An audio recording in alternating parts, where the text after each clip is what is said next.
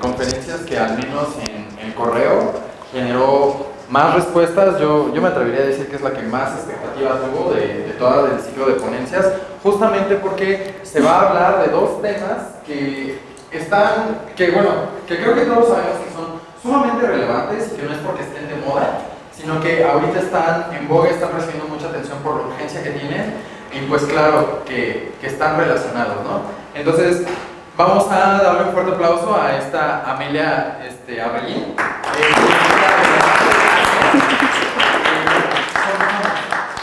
Perfecto. Bueno, pues buenas tardes. El día de hoy vamos a platicar. Quisiera que esto fuera un poquito más interactivo. Si tienen alguna duda que no les deja vivir a lo largo de la charla, pues la pueden hacer, pero si pueden vivir con ella al final, pues las respondemos, ¿de acuerdo? Hasta el final. Pues yo soy Amelia Arreguín. Hace 4 o 5 años fundé Ecomaché, que ahora es una asociación civil. Empezó siendo un colectivo de voluntariado en acciones ambientales y ahora somos una asociación civil. Estamos ubicados en Querétaro y pueden encontrarnos en redes para ver las cosas que hacemos. Okay. En otras áreas, pero el día de hoy, pues por mi formación profesional y por mis principios políticos y éticos, vengo acá a platicar con ustedes sobre pues justo dos problemas urgentes o situaciones en las cuales tenemos que tomar acción ya, ¿no? Que pues todas las problemáticas asociadas a las cuestiones de género, que ahorita vamos a explicarlas un poco más, y cómo es que se intersectan con la situación o esta nueva realidad climática asociada o derivada del cambio climático. Igual les dejo mi correo por si quieren acercarse. Durante estos 50 minutos vamos a respondernos dos preguntas. Una es, ¿cómo es que el cambio climático exacerba ya la desigualdad existente de género? ¿Y qué es que podemos hacer frente a esta realidad? ¿De acuerdo? Vamos a tocar estos 5 puntos. Primero, a repasar rápidamente o sentar un piso en común sobre a qué nos estamos refiriendo sobre cambio climático para que pues, partamos todos del mismo punto. ¿Qué estamos entendiendo por género, roles y desigualdad de género? Después, la categoría de vulnerabilidad entendida en el análisis de cambio climático. Luego, frente a este contexto negativo y de demasiadas problemáticas, ¿cuál es la aspiración o qué es lo que podemos hacer? Pues evidentemente es desde el discurso oficial ONU, que es un poco el que les voy a platicar el día de hoy, es buscar esa igualdad de género en este contexto y cómo es que se está haciendo a través de la política internacional ambiental. Porque, pues eso, aunque acá es una facultad de ciencias, el tema me parece bastante relevante porque he tenido la posibilidad de participar en diferentes cumbres de la ONU de cambio climático y de biodiversidad y pues ahí las negociaciones se hacen, no solamente son especialistas en relaciones internacionales, ¿no? Sino que todas las personas y principalmente quienes tienen los conocimientos científicos tendrían que tener las habilidades de diplomacia para estar en esos espacios de negociación, ¿no? Entonces, también por eso la idea es que ustedes se acerquen a este tipo de contenidos y los conozcan específicamente ahora qué tiene que ver o cómo se aborda la perspectiva de género en el Convenio Marco de Naciones Unidas sobre Cambio Climático. ¿De acuerdo? Entonces, pues esos son los 5 puntos que vamos a revisar el día de hoy y empezamos por cambio climático, solamente para sentar un piso en común. Pues lo vamos a entender de la forma más simple posible, como la variación en los patrones, los parámetros y las escalas de clima, ¿no? Ustedes ya sabrán más acerca de esto, pero la versión más simple. ¿Por qué estas variaciones están convirtiéndose en una problemática para las personas, en particular si lo miramos desde un punto de vista antropocéntrico? Porque en los últimos 100 años, con la variación de 0.85 grados centígrados, ni siquiera 1, nos estamos enfrentando a una nueva realidad en la que la humanidad pues está viendo vulnerada o estamos viviendo diferentes situaciones de riesgo, que ya las han de conocer todas, me imagino, ¿no? El aumento del nivel del mar, los problemas asociados con esto, que tiene que ver el desplazamiento de personas, porque varios países y territorios van a terminar pues inundados, ¿no? Entonces la gente va a ver desplazados climáticos, las tormentas asesinas, tsunamis, huracanes, incluso tornados, periodos extremos de sequía, lo que esto redunda en problemáticas de cultivo, de agricultura y demás, ¿no? Especies en extinción, ¿no? Que incluso estamos hablando que estamos experimentando la sexta extinción masiva y que el cambio climático es una de las causas de esta sexta extinción masiva. el aumento de enfermedades asociadas a vectores o asociadas al aumento de las temperaturas y pues la destrucción de ecosistemas, ¿no? Es una explicación bastante simplista porque yo quiero partir del hecho de que ustedes saben más sobre cambio climático, ¿no? Y simplemente para llegar a este punto retomando el último reporte especial del IPCC que nos dice que ya pasamos el punto del no retorno, o sea que realmente que la realidad climática ya no es tanto sobre cómo lo vamos a mitigar, sino lo que tenemos que estar enfocándonos es cómo nos vamos a adaptar a la nueva realidad, porque ya está aquí. Incluso cuando detuviésemos las emisiones el día de hoy, pues la inercia de estos cambios en el clima pues ya están aquí presentes, ¿no? Entonces tenemos que generar estrategias que a la humanidad nos permita sobrevivir, nuevamente si partimos de un punto antropocéntrico, pero también si partimos de un punto biocéntrico, esas estrategias que como humanidad podríamos estar generando para que no le vaya tan mal al resto de las especies, ¿no? Y bueno, también solamente para como un poco hacer más negativo todavía esta introducción y este panorama, si nos basamos en el quinto informe del IPCC, nos habla que si solamente llegáramos al 1.5 grados, estamos perdiendo cerca del 90% de los corales, y yo lo pongo como el peor indicador porque ya estamos de por sí aceptando que los vamos a perder, ¿no? Que es un ecosistema, una especie que es clave, ¿no? O sea, bueno, y que también el otro indicador también como tan como aparatoso es que vamos a tener en el Ártico, vamos a experimentar que se va a deshielar una vez cada 100 años, y si el escenario de la temperatura aumenta hasta los 2 grados, pues todos los corales van a morir y vamos a ver como el Ártico despejado cada 10 años, ¿no? O sea, solamente para que estemos en el entendido que el mundo como lo conocemos ahora, pues ya no va a ser así, ¿no? O sea, vamos a tener un nuevo mundo y tenemos que adaptarnos a porque es evidente que las emisiones no se van a detener el día de hoy y es evidente que no vamos a llegar al 2030 con la reducción de 40-45%, ¿no? Eso no es una falacia, por más que se esté negociando, por más que los países firmen, porque ahorita que lleguemos a la parte de las negociaciones y cómo es que se implementan esas decisiones públicas, que realmente pues tenemos una brecha muy grande de implementación, ¿no? Y eso, que incluso si las emisiones se detuvieran ahora, pues la inercia del cambio climático va a existir. Ahora, ¿qué tiene que ver el género en esta problemática? Que al parecer es simplemente una cuestión ecológica, ¿no? O de procesos naturales. Pues no realmente, porque el cambio climático tiene causas y tiene consecuencias sociales, económicas y políticas. Entonces, la importancia de que ustedes puedan ampliar su análisis y no solamente considerarlo como una problemática ecológica, sino como una situación compleja que necesita ser analizada desde múltiples aristas. En este caso, yo les presento un análisis desde las ciencias sociales, particularmente desde la teoría feminista, y nos vamos a concentrar en, evidentemente, las causas y las consecuencias de este fenómeno complejo en la vida de las mujeres. Y en ese sentido, pues antes de pasar a la parte de hablar de la teoría de género, pues quisiera que hiciéramos un repaso rapidísimo para aclararnos que género como categoría de análisis no es lo mismo que sexo como categoría de análisis también. Con sexo nos estamos refiriendo a esta diferencia genética que se puede reconocer a través de los genitales con los que el cuerpo humano nació, ¿no? Que podemos entonces dividirnos entre masculinos, femeninos o combinados. Porque también usualmente cuando hablamos de sexo y género siempre nuestra mente se reduce a hombres, mujeres, y vemos que hay una brecha muy amplia de identidades y en este caso en cuestiones de género tenemos la brecha intermedia que es la intersexualidad, ¿no? Entonces tenemos genitales masculinos, femeninos e intersexuales.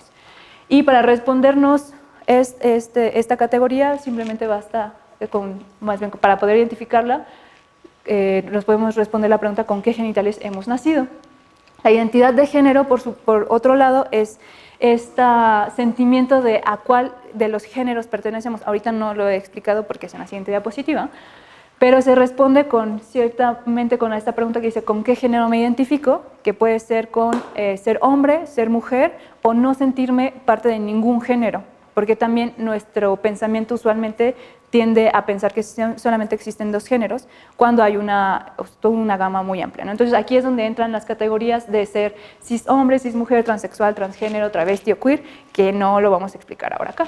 Y la otra categoría también es la de orientación sexual, que ahí, si nos respondemos la pregunta ¿qué me atrae sexual y afectivamente? Pues es la parte en que podemos nosotros identificar estos deseos de vinculación sexual o afectiva. Y aquí es donde entra la parte de bisexualidad, homosexualidad, heterosexualidad y asexualidad, ¿de acuerdo? Entonces, simplemente para que cuando ahorita que hablemos de género, no estemos pensando en gays, lesbianas, ¿qué onda? Porque esas son otras categorías de análisis, ¿de acuerdo? ¿Qué son estas? Y por género, lo que vamos a entender es que son los atributos, características, actitudes o comportamientos socialmente asignados a un cuerpo según los genitales con los que nació, ¿de acuerdo? Es toda esta construcción social y cultural que a lo largo de los años, incluso milenariamente, hemos construido sobre cuerpos que tienen ciertas categorías, ¿de acuerdo? Entonces, si un cuerpo nació con genitales primarios femeninos, le asignamos toda una carga cultural, actividades, le permitimos y no le permitimos, le exigimos o no ciertas actividades. Y lo mismo, si tenemos un cuerpo con ciertas características físicas, genitales masculinos, le permitimos o no ciertos comportamientos, le permitimos o no que se arregle de una forma, que estudie ciertas cosas, que trabaje en ciertos espacios, ¿de acuerdo? Con todo eso nos estamos refiriendo al género. Y que usualmente en el mundo occidental nuevamente tiende a ser binario. Decimos son hombres o mujeres, cuando también hay una gama intermedia, ¿de acuerdo? Entonces, en esta atribución social sobre qué puede pensar, hacer, comportarse, qué debe hacer un hombre o una mujer, si lo reducimos a esta clave binaria, pues tenemos que las mujeres y los hombres no vivimos ni en el mismo mundo al parecer, ¿no? Entonces, hay toda una construcción sobre las mujeres desde los sentimientos, ¿no? ¿Qué es lo que las mujeres pueden sentir? ¿A qué tenemos que enfocar nuestra energía, nuestro tiempo? ¿En qué podemos trabajar? ¿No? Carreras feminizadas, espacios. La mayoría de los roles que nos tocan son los roles de cuidado, de reproducción, el trabajo doméstico, mientras que a los hombres se les ha asignado los trabajos productivos, de violencia, de seguridad, ¿no? Como lo hemos visto, lo han visto, espero, que lo hayan analizado, ¿no? No solamente verlo, sino lo analicen y lo puedan cuestionar.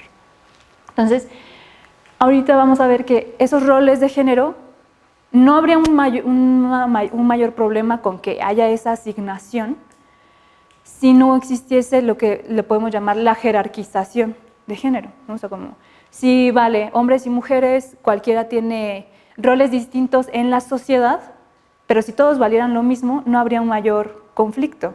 La cosa es que sí se privilegian ciertas actividades y se valoran socialmente y se da un mayor reconocimiento, y no solo un reconocimiento social, incluso un reconocimiento económico. También habrán escuchado sobre la brecha salarial, por ejemplo, ¿no? O sea, como hombres y mujeres hacen el mismo trabajo, pero las mujeres reciben menos en cualquier esfera de trabajo productivo, ¿no? Capitalista.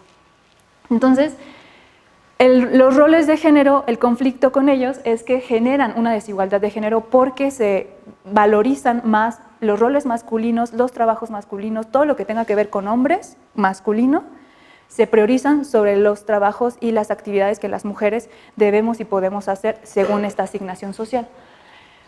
Lo que se traduce, y esta imagen, como es bastante explícita, en un caso de, pues obviamente un trabajo urbano, ¿no? Pero que ejemplifica cómo es que las mujeres tienen que, además del trabajo productivo, tienen los roles de cuidado, de reproducción, de cuidado de casa, ¿no? O sea, alimentación y demás, una carga de trabajo bastante amplio frente a, que no estoy diciendo que esté sencillo, sino para los hombres, porque también está analizado desde la teoría de las nuevas masculinidades y demás, las opresiones y violencias que viven los hombres. Pero, como va a decir esta diapositiva, el enfoque de esta conferencia privilegia el análisis sobre las violencias que las mujeres estamos viviendo. De acuerdo, habrá quien pueda platicarles sobre cómo le va a los hombres en cuestión de cambio climático y las exigencias que el género hace de ellos, ¿no? Pero en esta charla vamos a hablar sobre las exigencias y opresiones y desigualdades que las mujeres están experimentando en este contexto. para poder decirles entonces que cuando escuchan de género, perspectiva de género, teoría de género, no estamos hablando sobre, solamente vamos a hablar de mujeres, no, sino es una categoría que nos permite analizar esta relación entre sujetos socialmente diferenciados, pero que en este caso vamos a solamente enfocarnos en cuestiones de mujeres, ¿no? Y en el contexto del cambio climático, entonces ahora sí nos pasamos como al tercer punto de la charla, ¿qué pasa con estas desigualdades? Y antes de analizar estas desigualdades, pues plantear este contexto, ¿no? De si en todas las esferas sociales las mujeres tienen actividades designadas en la gestión ambiental o en la gestión de la naturaleza, de los recursos naturales, como quieran nombrarlo, la gestión de la biodiversidad, las mujeres también tienen ciertas tareas asignadas, y ya sea en el espacio urbano o en el espacio rural, que se pueden reducir o agrupar en tres grandes tareas, ¿no? Que es el trabajo reproductivo y de cuidado de la propia especie y de las otras especies, la educación y transmisión de la cultura sobre esta gestión ambiental. A nosotros nos toca, ¿no? Se nos ha asignado esta tarea de pasar esta información de los conocimientos entre generaciones y demás.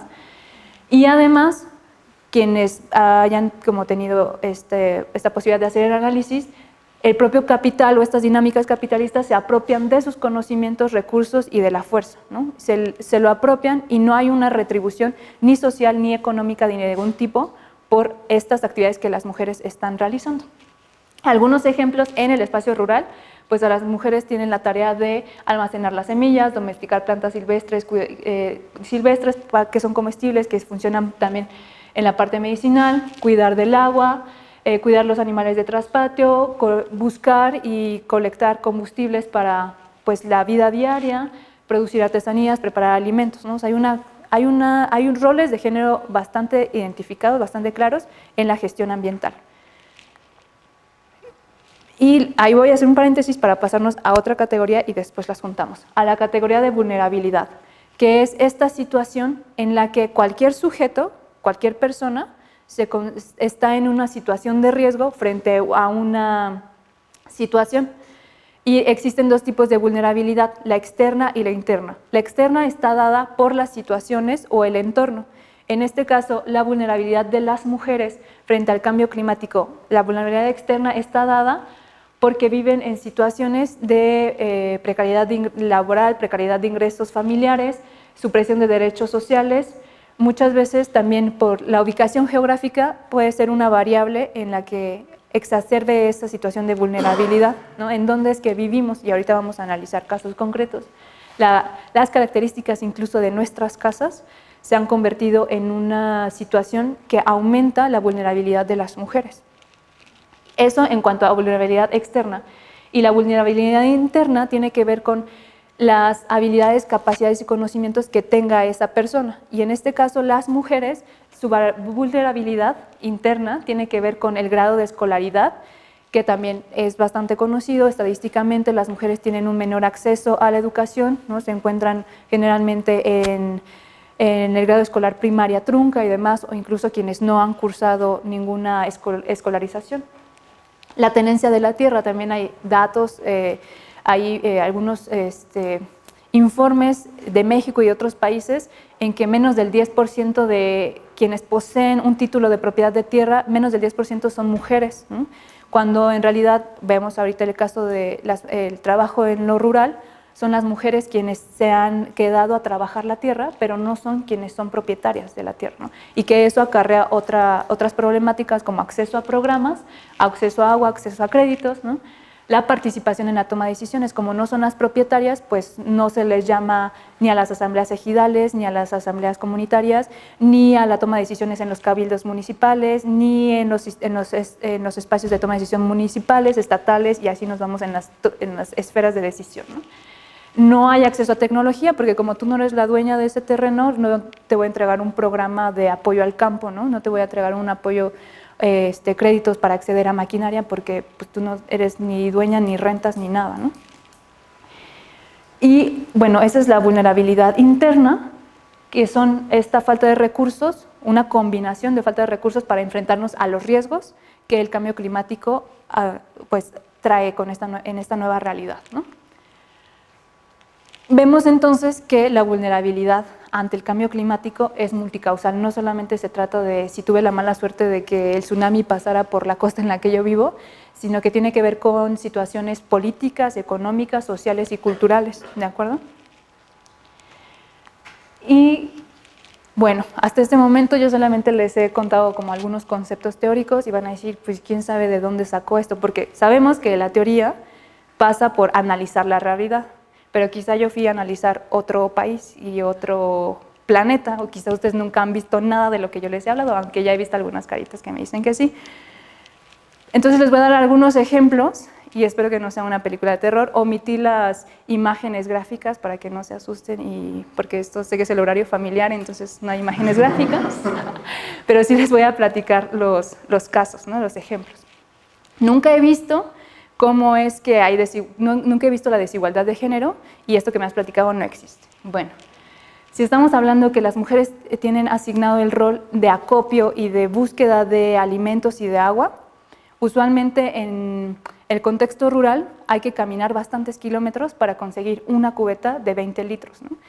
Yo no sé quién de aquí va al gimnasio, quién hace ejercicio cotidianamente, pero cargar 20 litros, 20 kilos no está fácil, ¿no? Entonces imagínate caminar 5 kilómetros con esa cubeta, 10 kilómetros con esa cubeta, 20 kilómetros con esa cubeta, en cuanto al peso. Y ahora aquí en la ciudad con la disponibilidad de agua, ¿para qué te sirven 20 litros de agua?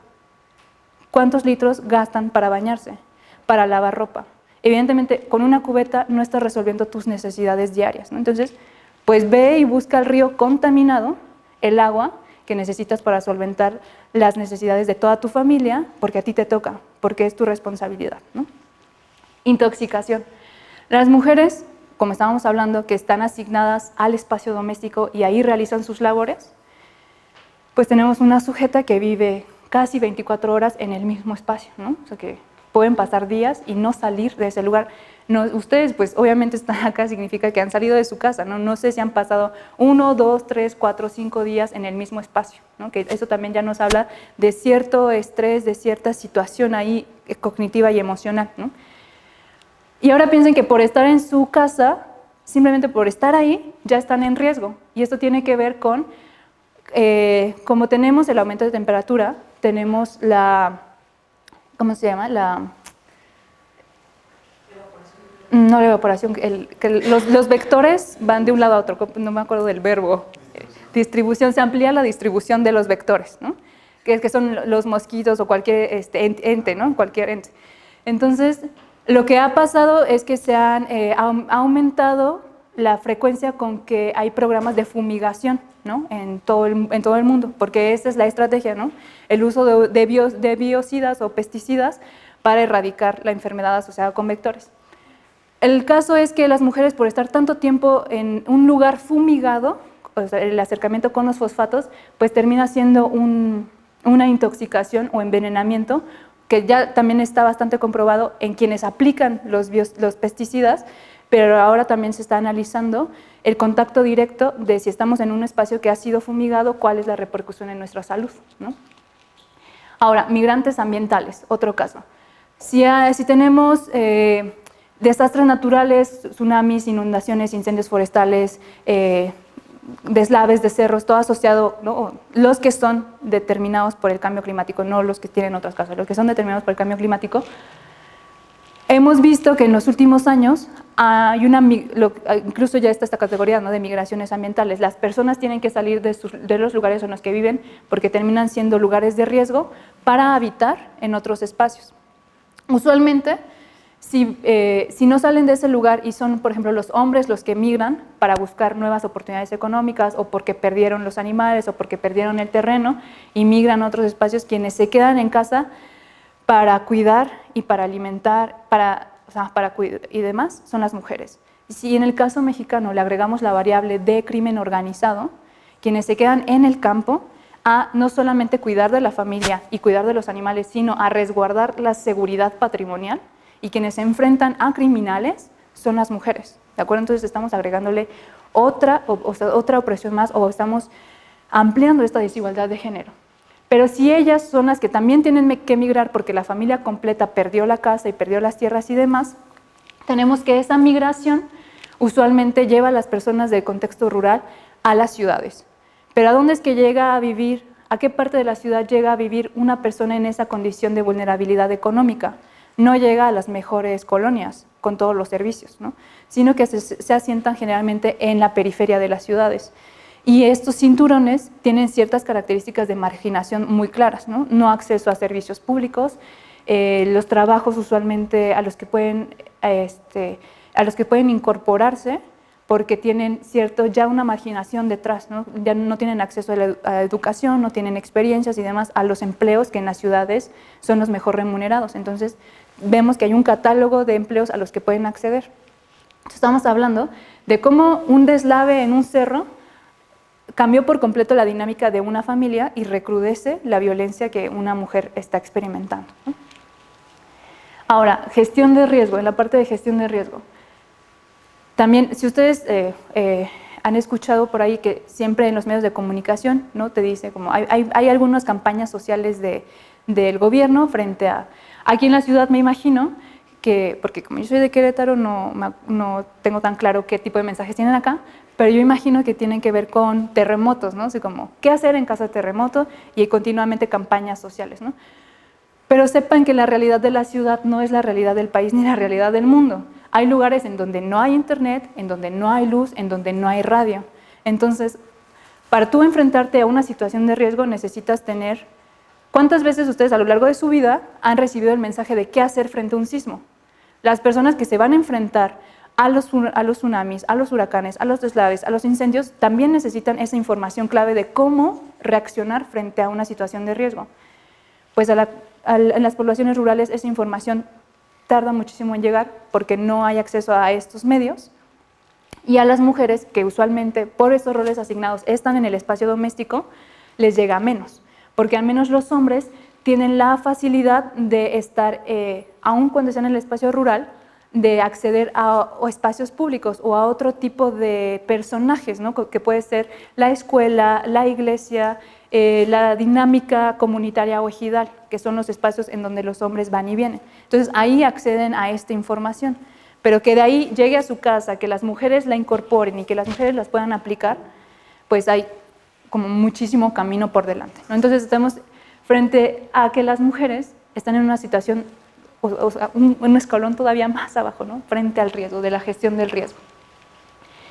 Y esto, o sea, que también hay diferentes investigadoras que han visibilizado esta parte, ¿no? De que las relaciones de género precondicionan las habilidades sociales para anticiparse, prepararse, sobrevivir, resistir y recuperarse a los riesgos, ¿no? A los desastres naturales.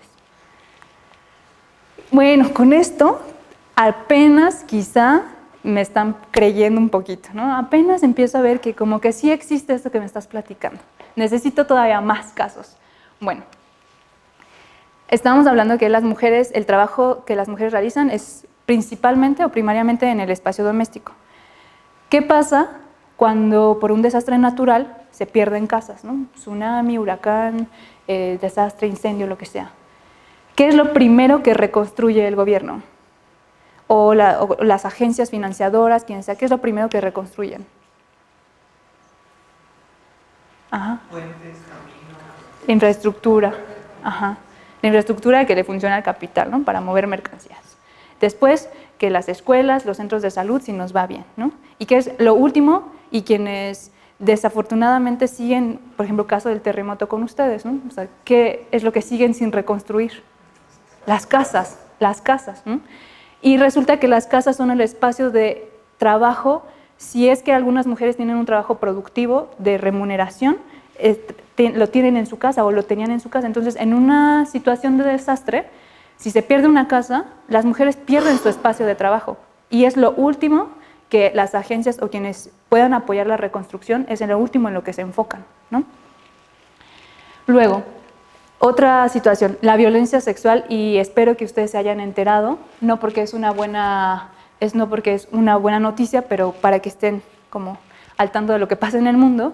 Cuando fue el huracán que destruyó Haití por completo, 2 años después salieron varias notas cuestionando fuertemente y o sea, la denuncia completa sobre cómo es que los cascos azules, que son la Guardia de Seguridad de la ONU, que se supone que son cuerpos humanitarios de ayuda, lo que habían hecho era más bien violar, o sea, pasaron por todas las violencias contra las mujeres, ¿no? Desde el acoso hasta llegar a la violencia sexual, ¿no? O sea, como en vez de ir a ayudar a un país que estaba en desventaja, a mujeres o a personas en situación de vulnerabilidad, lo que hicieron fue llegar y aprovecharse y cometer violencia nuevamente contra ellas, ¿no? Entonces, y ese es un caso, no solamente en los desastres esperemos que vengan los cascos azules y va a pasar eso, ¿no? Sino que lo que estamos tratando de demostrar acá es que el cambio climático lo que hace es exacerbar las violencias que las mujeres ya están experimentando, ¿de acuerdo? Porque la violencia sexual es una realidad, la violencia feminicida es una realidad. Lo que estamos analizando acá es cómo es que en esta intersección del análisis de la violencia de género y los riesgos asociados al cambio climático, cómo es que todavía ahí las mujeres vivimos una situación de más vulnerabilidad y violencias, ¿no? Y las habilidades de supervivencia. Cosas tan básicas como saber nadar y trepar árboles pueden determinar que una persona muera o viva cuando se enfrenta a un riesgo, a un desastre natural. Pues también está, ¿no? O sea, como cuando se han analizado las estadísticas de quienes han muerto en estos grandes desastres mundiales asociados al cambio climático, está contabilizado que la probabilidad de las mujeres de morir es de 14 veces más que las de los hombres. Por ejemplo, el caso del tsunami asiático, porque las mujeres no pudieron trepar a los árboles, porque nunca de niñas, por el rol asociado, el rol asignado, nunca aprendieron a nadar, porque no tenían o no creían tener la fuerza física para poder realizar esta situación, ¿no? Entonces, ¿quieren otros más? Solamente los últimos 2 ejemplos, y esos tienen que ver, todos los anteriores tienen que ver con la parte cultural, ¿no? La parte de la construcción de estos roles asociados. Estos últimos 2 ejemplos tienen que ver ya con las cuestiones fisiológicas de las mujeres, ¿no? Que si ustedes dijeran, no importa lo cultural, pues eso no tiene que ver, eso no es ciencia, eso no se analiza, pues con ustedes, con cuestiones fisiológicas, hay 2 ejemplos de cómo el cambio climático afecta de una forma diferenciada a las mujeres. Y una tiene que ver con nuestra capacidad de respuesta a las temperaturas altas. Y justo frente a las olas de calor o a los incendios forestales, las mujeres tienen una mayor probabilidad de sufrir lesiones y enfermedades por nuestra tasa metabólica alta y porque no tenemos la misma cantidad de glándulas sudoríparas, entonces nos refrescamos de una forma distinta, aunque no quisiera decir menos eficiente que los hombres, pero nuestra respuesta al calor es más retardada, lo que nos va a generar distintas situaciones, ¿no? Si ustedes recuerdan qué es lo que le pasa a un cuerpo cuando tiene fiebre, y vemos que el aumento de una temperatura de 0.5 grados centígrados puede desencadenar en la muerte de una persona, pues por el aumento de temperatura asociado al cambio climático, las mujeres estamos en riesgo simplemente por cómo es nuestro cuerpo y cómo funciona, ¿no? Y otro caso es cuando las mujeres están embarazadas, el sistema inmune pues está reducido o deprimido, lo que amplía la posibilidad de riesgo porque no tenemos todas esas defensas, ¿no? Y nuevamente si lo cruzamos, y que esto también es algo que ustedes muy probablemente han escuchado, lo cruzamos con el aumento de los vectores, pues tenemos que las mujeres son un blanco fácil de mosquitos que transmiten enfermedades como dengue, zika, chikungunya, que si no son tratados derivan en la muerte de las personas, ¿no? Y bueno, simplemente para concluir esta sección, vemos que, de las desigualdades ya existentes, culturales, económicas y políticas, se recrudecen ante el cambio climático. Y con eso hemos respuesto la primera pregunta, ¿no? ¿Cómo es que el cambio climático aumenta estas dinámicas que ya estamos experimentando como sociedad? Y ahora, pues no queremos quedarnos ahí, porque eso simplemente es la realidad, ¿no? O sea, eso está pasando, ya no tenemos tiempo para estar dudando que sí, que no, que compruébame, sino más bien, ¿qué es lo que vamos a hacer frente a esta realidad? Porque frente a las cuestiones ecológicas, pues el tiempo se nos agotó realmente. Si quisiéramos haber mantenido el mundo como lo teníamos, Ahora lo que tenemos que hacer es adaptarnos a esta nueva situación. Pero ¿qué tenemos que hacer en cuestión específica sobre cómo resolver estas desigualdades, cómo erradicar estas violencias en el contexto del cambio climático? Pues es, como les comentaba, en el lenguaje oficial de la política pública internacional es el construir la igualdad de género, ¿no? Que otras teorías y otros posicionamientos podrían decir que la igualdad de género no es la aspiración o no es a lo que deberíamos tender, pero en el lenguaje oficial es el escenario que se ha conquistado y es la aspiración que se está construyendo ahora, ¿no? Y que la igualdad de género en este sentido es lo que les comentaba al principio. El problema no es que haya roles asignados a los cuerpos o roles diferenciados asignados a los cuerpos. El problema es que se privilegian unos, se valoran unos sobre los otros. Entonces la igualdad es obviamente erradicar ese privilegio y esa jerarquización, y es que hombres y mujeres y cualquier persona tenga acceso a las mismas oportunidades, tenga los mismos derechos, las mismas responsabilidades. Ese es el género. No es todos hagámonos una reasignación de sexo y seamos todos como un nuevo ser andrógino, no, sino es con las diferencias sociales, las diferencias genéticas de identidad, no tengamos un piso desbalanceado, ¿no? Que las mujeres no nos cueste más trabajo. No que nos cueste más trabajo a todos, sino más bien que haya justicia social. Y en este sentido, para construir esa igualdad de género que es en el discurso oficial, yo aspiraría a la justicia social, pues hay muchas formas de construirla, ¿no? Hay muchos procesos, desde muchos ámbitos y muchas trincheras se está construyendo esa igualdad de género. La propuesta acá es cómo, como estudiantes o como especialistas en ciencias, podríamos incidir a través de la política pública internacional.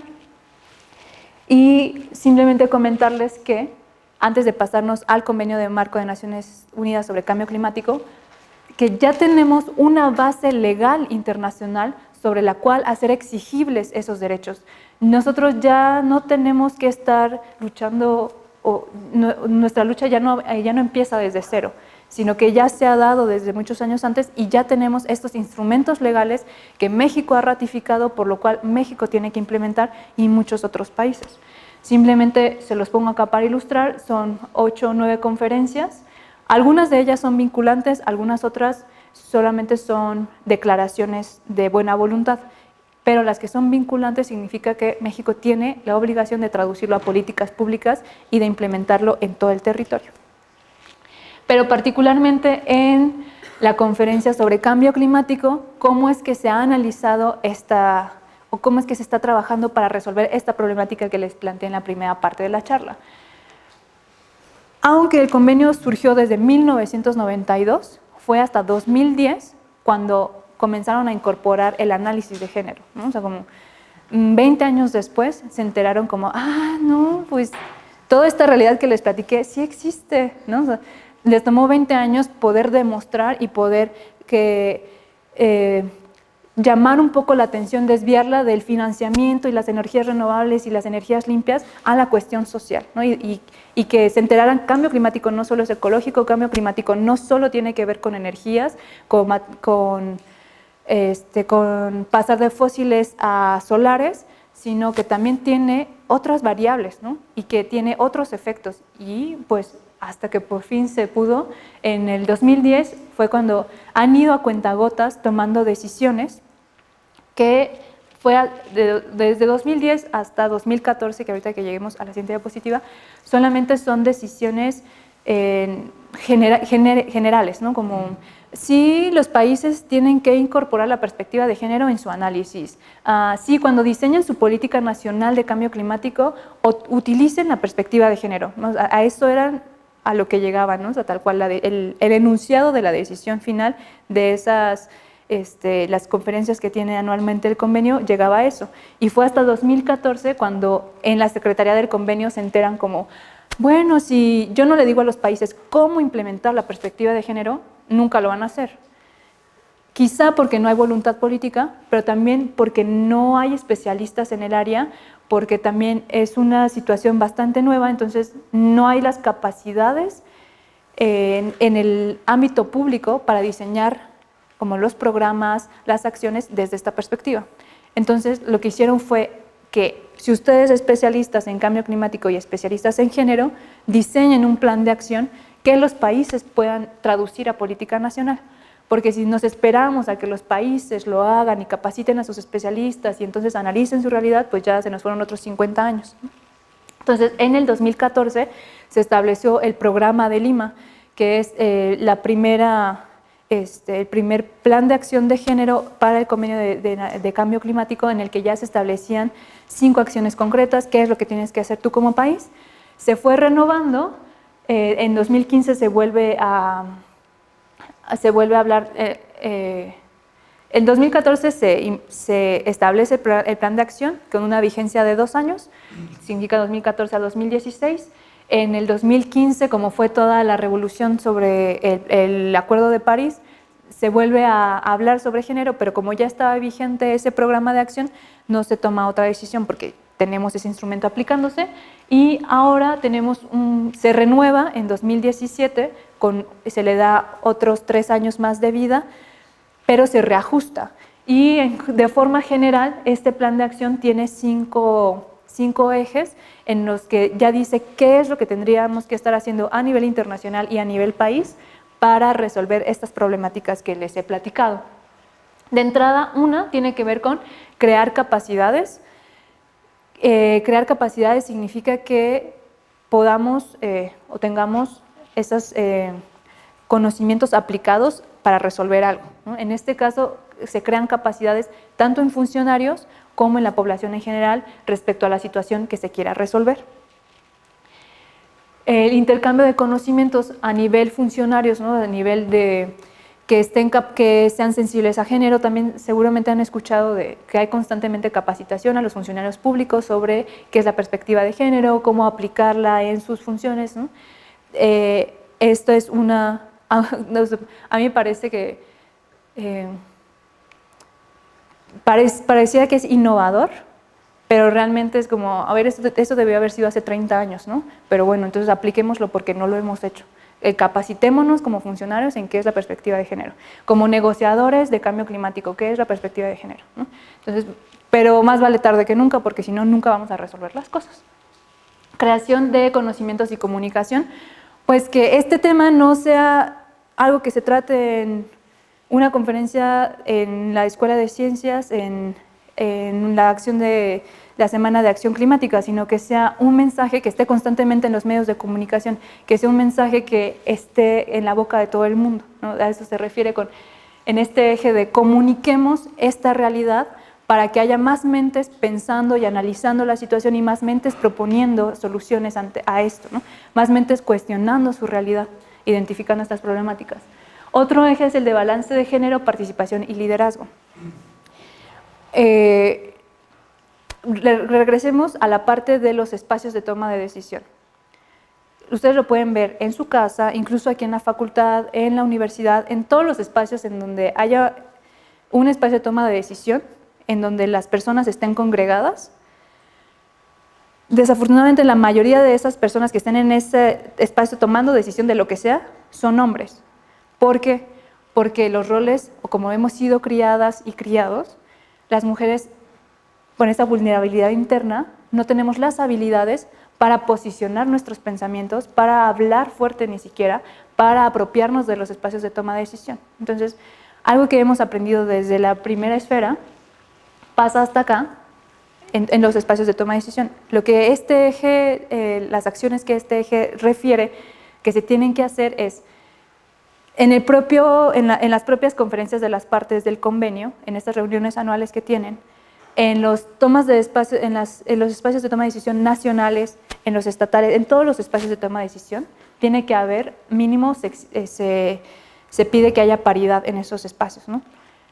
Y no solamente porque ya poniendo mujeres vamos a tomar decisiones distintas, o sí vamos a tomar decisiones distintas, pero no necesariamente decisiones que tiendan a la equidad de género, a la igualdad, sino que por simplemente justicia y porque estamos tomando decisiones sobre nuestras vidas, las mujeres también tendríamos que estar ahí. Sí, ya estoy cerrando.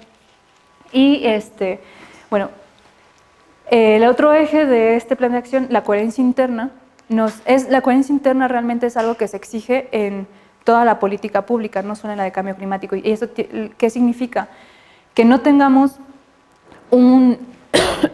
una ley que por un lado dice hombres y mujeres son iguales ante la ley, hombres y mujeres tienen las mismas oportunidades, los mismos derechos, pero por otro lado tenemos una ley o un programa público que dice solo quienes posean un título de tierra van a acceder a créditos, ¿no? Tenemos ahí políticas públicas que son encontradas o que una está sobre la otra, ¿no? Tenemos la ley de biodiversidad que dice no talarás y la ley de desarrollo forestal que dice talarás para producir, ¿no? Entonces hay una incongruencia en la política pública. Sobre esto va este eje. El cuarto eje, el de implementación y medios, es, bueno, sí dice que tenemos que crear capacidades, sí que tenemos que fomentar el liderazgo de las mujeres, que haya un balance en los espacios de decisión, pero ¿y con qué dinero? ¿No? Eso es como algo que usualmente a todos los países les encanta en las negociaciones de Naciones Unidas. Sí, hay que hacer A, B, C y D, pero ¿y con qué? ¿No? No hay presupuestos asignados. Lo que este eje define es, más bien lo que pide es que se definan presupuestos, que se etiqueten presupuestos para implementar este plan de acción, ¿de acuerdo? Que no quede a la voluntad de si nos sobran 100,000 pesos en el presupuesto de egresos, pues lo aplicamos, si no nos sobra, pues no. Sino que más bien cuando planeen el presupuesto del país anual, el presupuesto anual, que se establezca un monto para estas acciones, ¿no? Y el de monitoreo y reporte, lo sabrán que cualquier investigación obviamente se necesita estar, en este caso que son proyectos de intervención y de aplicación, pues se tiene que hacer un seguimiento de cómo es que, si realmente está funcionando, quién lo está aplicando bien, mediciones de indicadores para que al siguiente plan de acción de género podamos pues mejorarlo, reformular las acciones que no dieron un buen resultado y mantener las que sí lo dieron, ¿no?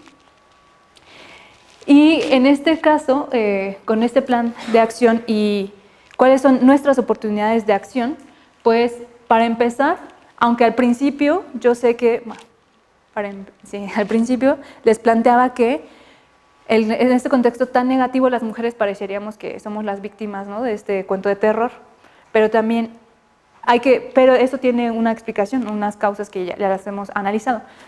Lo que necesitamos ahora es remirarnos como mujeres y los otros sujetos, mirar a las mujeres como agentes o tal cual, personas con agencia, personas con capacidad de intervenir su realidad. Pero para poder llegar a esa autoconcepción y para que la sociedad nos conciba como estas personas o estos sujetos que podemos intervenir en nuestra realidad, pues hay todo un proceso muy largo, que ahí es en donde sea el lugar, el espacio en el que trabajemos, mi caso que es en una asociación civil ambiental, pues lo que yo hago es trabajar con grupos de mujeres específicamente, con grupos comunitarios en zonas rurales, con grupos comunitarios en zonas urbanas y estar problematizando la realidad, ¿no? O sea, cada quien sabrá en los espacios en los que nos encontremos de qué forma podemos contribuir al empoderamiento de las mujeres para considerarnos o para construirnos como líderes y agentes de cambio. Porque mientras no estemos ocupando esos espacios, este análisis no se va a hacer. Y si este análisis no se hace, obviamente no se van a proponer soluciones para resolverlo, ¿no? Entonces, tenemos que estar en esos espacios o quienes estén en esos espacios tienen que tener este análisis, tienen que tener esta sensibilidad de reconocer no solo las problemáticas de los hombres, no son las problemáticas del mundo, ¿no? Las problemáticas de la mitad de la población no están siendo vistas, no están siendo analizadas, no están siendo resueltas. Entonces tenemos que ampliar nuestro análisis y pues que yo sé que no solamente es incidiendo a nivel internacional, ¿no?, sino es una situación compleja, ¿no?, como la realidad, entonces obviamente todos tenemos que tomar distintas acciones a distintos niveles de forma simultánea para resolverlo, porque también sé que no es la única problemática que tenemos como humanidad, ¿no?, hay muchas otras. Y pues yo simplemente planteo acá eso, ¿no?, que haya políticas públicas y presupuestos, que realmente este plan de acción de género que tiene apenas 5 años vigente, ¿no?, con las renovaciones, que realmente se traduzca en acciones claras, ¿no?, que no quede en el papel y bueno, ya como país tenemos nuestra estrategia nacional de cambio climático y tiene su eje de género, pero que eso realmente se traduzca en la transformación de la realidad. Y que no solamente se queda en que el gobierno lo tenga que hacer, sino que cada sujeto nos transformemos en ciudadanas y ciudadanos, ¿no? y que lo implementemos. Y ya, eso es todo.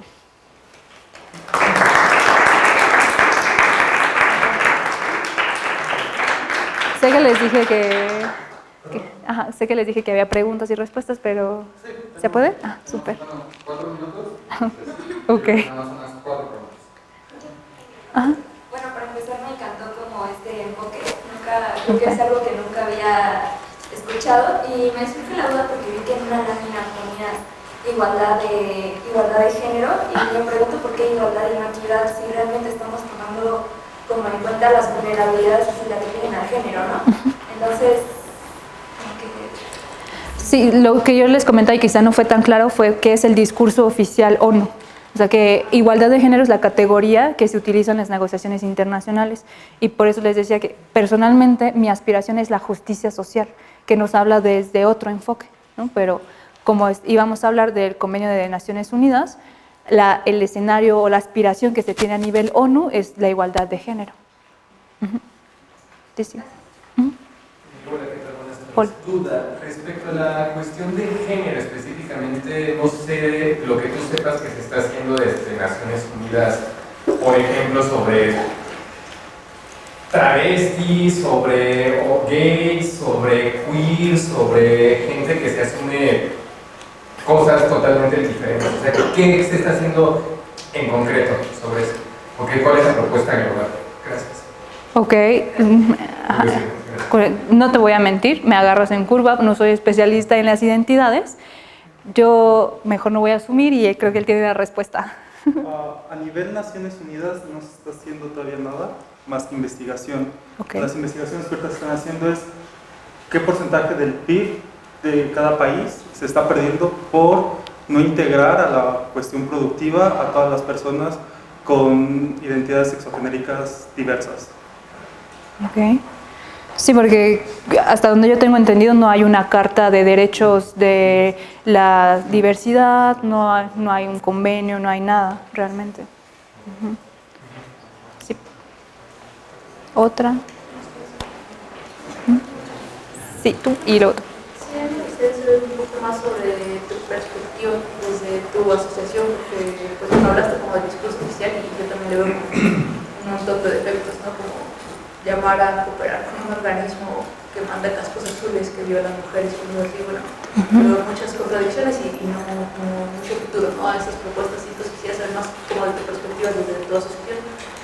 Pero mira, yo traigo acá el discurso oficial porque es el marco legal que nos permite exigir cosas a nuestros gobiernos, ¿de acuerdo? Entonces, es estratégico conocer esos marcos, saber a qué están obligados y que se implemente, ¿no? Por eso. Pero lo que les decía, como la realidad es compleja, como organización lo que hacemos es trabajar en los distintos niveles. O sea, no porque estemos en contra de ese discurso, si he tenido la posibilidad de acceder a los espacios de negociación, pues voy a ir, porque voy a ir con mi análisis y voy a ir a cuestionar y voy a ir a proponer desde otra realidad. Entonces, lo que nosotros hacemos es, desde que trabajamos en la Sierra de Querétaro hasta que hemos ido a los espacios de negociación, porque justo eso es lo que les comento, o sea, es estratégico utilizar todos los espacios para poder cuestionar estas realidades. No sé si te referías a qué acciones hacemos, pero como estamos en tiempo, mejor si quieres nos escriben y ahorita platicamos si quieres después. ¿Una más? Sí, era él. Por poner una cosa muy puntual respecto a lo del tsunami de Asia, ¿cuál es el sustento para decir que por esa parte del rol de género las mujeres no pudieron escalar los árboles? Todo es complicado, se da curiosidad. Es que se hizo un recuento, una investigación y después hay todo un recuento. No tengo ahorita tan claro cómo se llama la investigación, te puedo pasar el link y ahí viene como la conclusión de estas investigadoras no es solamente porque no sabían nadar, sino es una variable, ¿no? O que no sabían trepar, pero ahí está como se levantaron testimonios y demás. Gracias. Pues entonces, bueno, tristemente tuve que atender otras cosas y no pude estar aquí, pero espero mucho que les haya gustado, espero que esto también haya despertado un mayor interés y ojalá se abra aún más el debate aquí en la facultad acerca de las cuestiones de género, de cambio climático, cómo se integran y además, no solo que actuemos en la cuestión como ambiental y climática, también creo que en la facultad nos ha faltado actuar como comunidad más en estos asuntos de género. Entonces, pues bueno, muchas gracias Amelia y por favor pónganse en contacto con ella. Sí, Disculpa, ¿podría responderle tantito a él tal vez? O sea, es que si ese, bueno, pudo haber sido el caso, pero si fuera en zonas de Indonesia o es el caso de zonas playeras del oeste de África, en donde hay comunidades musulmanas, por el hecho de estar las mujeres tapadas, no tienen la libertad de ir a la playa o que son como las zonas de acceso a las que pueden ir a nadar, ¿no? Por la libertad de no poder visitar la playera, ¿no? O puedes ir a nadar, pero traes toda la ropa, ajá, ¿no? Pero es como ya mucho más reducido y ya ahí ponen ejes específicas, así que enseñan a mujeres musulmanas con trajes especiales a nadar. Un aplauso para Amelia, por favor.